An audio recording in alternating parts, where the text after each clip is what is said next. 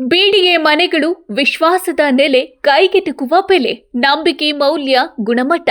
ಬೀಡಿಗೆ flat ಮೇಳ, ವಿಲ್ಲಾಗಳು ಮತ್ತು ಫ್ಲಾಟ್ಗಳಿಗೆ ಸ್ಥಳದಲ್ಲೇ ಬುಕಿಂಗ್. ಡಿಸೆಂಬರ್ 6 ಕಡಿಮೆನಿಕೆ, ಡಿಸೆಂಬರ್ 7 ಹುಂಡಿಗೆರೆ.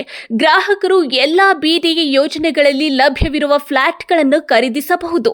ದೇಶದಲ್ಲಿ ಮಾರಾಟವಾಗುವ ಎಲ್ಲಾ ಹೊಸ ಮೊಬೈಲ್ ಫೋನ್ಗಳಲ್ಲಿ ಸಂಚಾರ್ ಸಾಥಿ ಆಪ್ ಅನ್ನ ಕಡ್ಡಾಯವಾಗಿ ಫ್ರೀ ಇನ್ಸ್ಟಾಲ್ ಮಾಡಬೇಕು ಅಂತ ದೂರಸಂಪರ್ಕ ಇಲಾಖೆ ಹ್ಯಾಂಡ್ಸೆಟ್ ತಯಾರಕರಿಗೆ ಸ್ಪಷ್ಟ ನಿರ್ದೇಶನವನ್ನ ನೀಡಿದೆ. ಇದನ್ನ ಜಾರಿಗೊಳಿಸೋಕೆ 90 ದಿನಗಳ ಗಡುವನ್ನ ನಿಗದಿಪಡಿಸಲಾಗಿದೆ.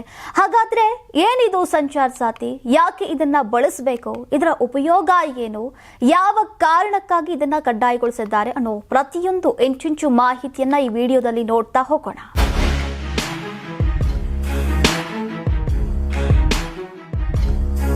ದೇಶದಲ್ಲಿ ಮಾರಾಟವಾಗುವ ಎಲ್ಲ ಹೊಸ ಮೊಬೈಲ್ ಫೋನ್ಗಳಲ್ಲಿ ಸಂಚಾರ್ ಸಾಥಿ ಆಪ್ ಅನ್ನ ಕಡ್ಡಾಯವಾಗಿ ಫ್ರೀ ಇನ್ಸ್ಟಾಲ್ ಮಾಡಬೇಕು ಅಂತ ದೂರಸಂಪರ್ಕ ಇಲಾಖೆ ಹ್ಯಾಂಡ್ಸೆಟ್ ತಯಾರಕರಿಗೆ ಸ್ಪಷ್ಟ ನಿರ್ದೇಶನವನ್ನ ನೀಡಿದೆ. ಇದನ್ನ ಜಾರಿಗೊಳಿಸೋಕೆ 90 ದಿನಗಳ ಗಡುವನ್ನ ನಿಗದಿಪಡಿಸಲಾಗಿದೆ.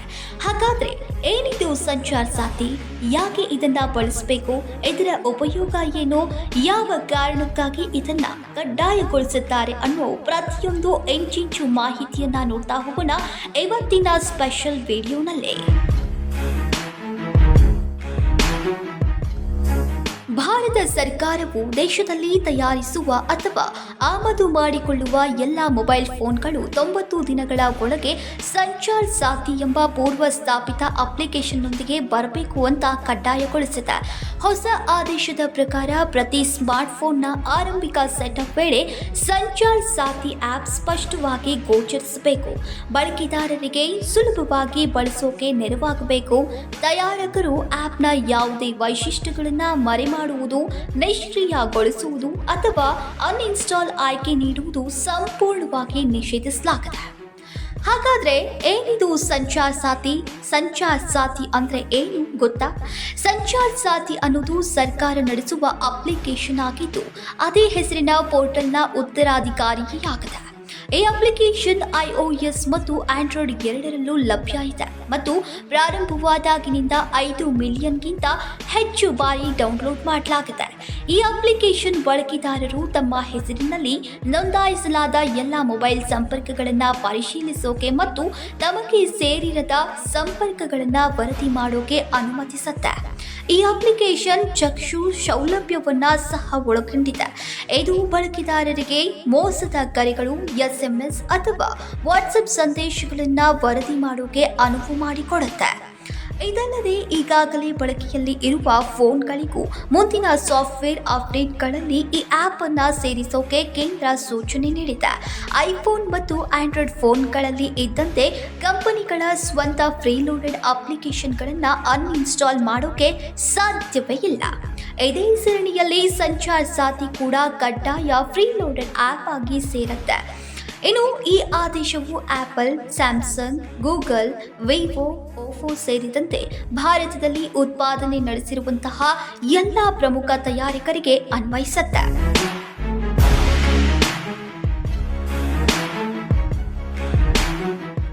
ಸಂಚಾರ್ ಸಾಥಿ ವಿಶೇಷತೆ ಅಥವಾ ಮುಖ್ಯ ಪ್ರಯೋಜನಗಳು ಏನು ಅನ್ನೋದನ್ನ ನೋಡೋದಾದ್ರೆ, ದೂರ ಸಂಪರ್ಕ ಇಲಾಖೆ ಸಂಚಾರ್ ಸಾಥಿ ಪೋರ್ಟಲ್ ಮತ್ತು ಅಪ್ಲಿಕೇಶನ್ ಅನ್ನ ವೃದ್ಧಿಪಡಿಸಿದೆ.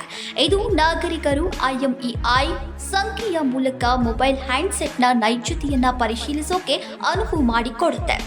ಜೊತೆಗೆ ಶಂಕಿತ ವಂಚನೀಯ ಸಂವಹನಗಳು ಮತ್ತು ಕಳೆದು ಹೋದಂತಹ ಅಥವಾ ಕದ್ದ ಮೊಬೈಲ್ ಹ್ಯಾಂಡ್ಸೆಟ್ಗಳನ್ನು ವರದಿ ಮಾಡುವುದು, ಅವರ ಹೆಸರಿನಲ್ಲಿರುವಂತಹ ಮೊಬೈಲ್ ಸಂಪರ್ಕಗಳನ್ನು ಪರಿಶೀಲಿಸುವುದು ಮತ್ತು ಬ್ಯಾಂಕ್ಗಳು ಅಥವಾ ಹಣಕಾಸು ಸಂಸ್ಥೆಗಳ ವಿಶ್ವಾಸಾರ್ಹ ಸಂಪರ್ಕ ವಿವರಗಳಂತಹ ಇತರ ಸೌಲಭ್ಯಗಳನ್ನು ಒದಗಿಸುತ್ತೆ. ಇನ್ನು ಫೋನ್ ಖರೀದಿಸುವ ಮೊದಲು ಅದರ 15 ಅಂಕಿಯ IMEI ಸಂಖ್ಯೆ ಬ್ಲಾಕ್ ಆಗಿದೆಯಾ, ಬ್ಲಾಕ್ ಲಿಸ್ಟ್ನಲ್ಲಿ ಇದೆಯಾ ಅನ್ನೋದನ್ನು ಪರಿಶೀಲಿಸಬಹುದು. ದೇಶದ ಯಾವುದೇ ಭಾಗದಲ್ಲಿ ಫೋನ್ ಬಳಸ್ತಾ ಇದ್ರೂ ಕೂಡ ಕಾನೂನು ಸಂಸ್ಥೆಗಳು ಸಕ್ರಿಯ ಸ್ಥಳವನ್ನು ಪತ್ತೆ ಹಚ್ಚೋಕೆ ಇದು ಅತಿ ಅನುಕೂಲಕರವಾಗಿದೆ. ಇನ್ನು ಮೊಬೈಲ್ ಕಳ್ಳತನವಾಗಿದ್ರೆ ಅಥವಾ ಕಳೆದು ಹೋಗಿದ್ರೆ ತಕ್ಷಣ ಬ್ಲಾಕ್ ಕೂಡ ಮಾಡಿಸಬಹುದು.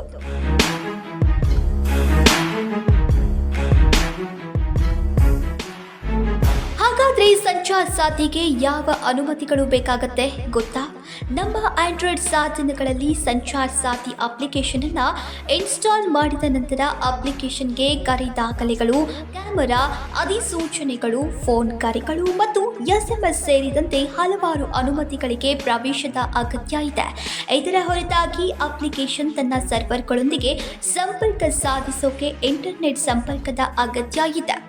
ಹಾಗಾದ್ರೆ ಸಂಚಾರ್ ಸಾಥಿ ಬಳಕೆದಾರರಿಗೆ ಏನ್ ಪ್ರಯೋಜನ? ಇದು ಗೊತ್ತಾ? ಇದು ಏನು ಅನ್ನೋದನ್ನ ನೋಡೋದಾದ್ರೆ, ಸಂಚಾರ್ ಸಾಥಿ ಕೇಂದ್ರ ಸರ್ಕಾರದ ಸೈಬರ್ ವಂಚನೆ ತಡೆಗಟ್ಟುವ ಮತ್ತು ದೂರ ಸಂಪರ್ಕ ಭದ್ರತೆ ಬಲಪಡಿಸುವ ಪ್ರಮುಖ ಉಪಕ್ರಮವಾಗಿದೆ.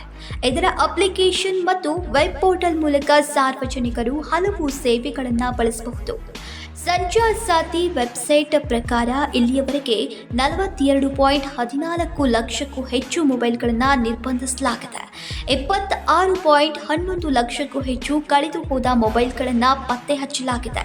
ಸಂಚಾರ್ ಸಾಥಿ ಬಳಕೆದಾರರು ಫೋನ್ ಖರೀದಿಸುವ ಮೊದಲು IMEI ಅನ್ನು ನಿರ್ಬಂಧಿಸಲಾಗಿದೆಯೇ ಅಥವಾ ಬ್ಲ್ಯಾಕ್ ಲಿಸ್ಟ್ಗೆ ಸೇರಿಸಲಾಗಿದೆಯೇ ಅಂತ ಪರಿಶೀಲಿಸೋಕೆ ಸಹಾಯ ಮಾಡುತ್ತೆ. ಇನ್ನು ಮೊಬೈಲ್ ಫೋನ್ಗಳ 15 ಅಂಕಿಯ IMEI ಸಂಖ್ಯೆ ಸೇರಿದಂತೆ ಟೆಲಿಕಾಂ ಐಡೆಂಟಿಫೈಯರ್ಗಳನ್ನು ತಿರುಚುವುದು ಜಾಮೀನು ರಹಿತ ಅಪರಾಧಗಳಾಗಿವೆ ಮತ್ತು ದೂರ ಸಂಪರ್ಕ ಕಾಯ್ದೆ 2023ರ ಅಡಿಯಲ್ಲಿ 3 ವರ್ಷಗಳವರೆಗೆ ಜೈಲು ಶಿಕ್ಷೆ, 50 ಲಕ್ಷ ರೂಪಾಯಿಗಳವರೆಗೆ ದಂಡ ಅಥವಾ ಎರಡನ್ನ ವಿಧಿಸಬಹುದು ಅಂತ ಆದೇಶದಲ್ಲಿ ತಿಳಿಸಲಾಗಿದೆ. ಆರಂಭದಲ್ಲಿ ಸಂಚಾರ್ ಸಾಥಿ ಅಪ್ಲಿಕೇಶನ್ ಅನ್ನ ಹೊಸ ಸಾಧನಗಳಲ್ಲಿ ಸ್ಥಾಪಿಸೋಕೆ ಸಾಧ್ಯವಿಲ್ಲ ಅಂತ ನಂಬಲಾಗಿತ್ತು. ಆದರೆ ಕೇಂದ್ರ ಸಚಿವ ಜ್ಯೋತಿರಾದಿತ್ಯ ಸಿಂಧಿಯಾ ಅವರು ಹಾಗಲ್ಲ ಅಂತ ಸ್ಪಷ್ಟನೆ ನೀಡಿದ್ದಾರೆ.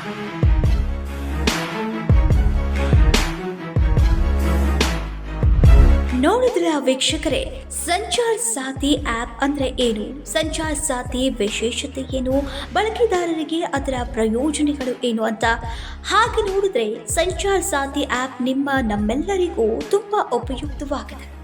ನೀವು ಕೂಡ ಈ ಸಂಚಾರ್ ಸಾಥಿ ಆ್ಯಪ್ ಅನ್ನ ಬಳಕೆ ಮಾಡಿ ನಿಮ್ಮ ಫೋನ್ಗಳನ್ನ ಸೇಫ್ ಆಗಿ ನೋಡ್ಕೊಳ್ಬಹುದು. ಅಷ್ಟೇ ಯಾಕೆ, ನಿಮ್ಮ ಫೋನ್ ಕಳೆದು ಹೋದ್ರೂ ಕೂಡ ಮತ್ತೆ ಮರಳಿ ನಿಮ್ಮ ಕೈ ಸೇರುತ್ತೆ. ನೋಡಿದ್ರಲ್ಲ, ಒಂದೇ ಒಂದು ಆ್ಯಪ್ನಿಂದ ನಿಮ್ಮ ಫೋನ್ಗೆ ಎಷ್ಟೆಲ್ಲ ಬೆನಿಫಿಟ್ ಇದೆ ಅಂತ. ಇದಾಗಿದ್ದು ಇವತ್ತಿನ ವಿಶೇಷ ಮಾಹಿತಿ. ಇದೇ ರೀತಿ ಹೆಚ್ಚಿನ ಉಪಯುಕ್ತ ಮಾಹಿತಿಗಳಿಗಾಗಿ ನೋಡ್ತಾ ಇರಿ ಕರ್ನಾಟಕ ಟಿವಿ, ಇದು ಕನ್ನಡಿಗರ ಧ್ವನಿ. ನೀವು ಸಣ್ಣ ಆಗ್ಬೇಕಲ್ವಾ? ಅದು ಒಂದು ಉತ್ತಮ ಆಹಾರದಿಂದ ಸಣ್ಣ ಆಗ್ಬೇಕಲ್ವಾ? ಪ್ರತಿದಿನ ನಮ್ಮ ಜೀನಿ ಸ್ಲಿಮ್ ನ ಯೂಸ್ ಮಾಡಿ ಯಾವುದೇ ಸೈಡ್ ಎಫೆಕ್ಟ್ ಇಲ್ದಂಗೆ ನೀವು ಸಣ್ಣ ಆಗ್ತೀರಾ. ನಿಮಗೆ ಮಾಧ್ಯಮದಲ್ಲಿ ಕೆಲಸ ಮಾಡುವ ಆಸಕ್ತಿ ಇದೆಯಾ? ಹಾಗಾದ್ರೆ ಕರ್ನಾಟಕ ಟಿವಿ ಡಿಜಿಟಲ್ ಮೀಡಿಯಾದಲ್ಲಿದೆ ನಿಮಗೆ ಒಳ್ಳೆಯ ಅವಕಾಶ. ಆಯ್ಕೆಯಾದವರಿಗೆ ಉಚಿತ ತರಬೇತಿ ಕೊಡ್ತೀವಿ. ತರಬೇತಿ ನಂತರ ಕೆಲಸ ಮಾಡುವ ಅವಕಾಶನೂ ಕೊಡ್ತೀವಿ. ಈ ಕೂಡಲೇ ನಿಮ್ಮ ಮಾಹಿತಿಯನ್ನ ಮೇಲ್ ಮಾಡಿ.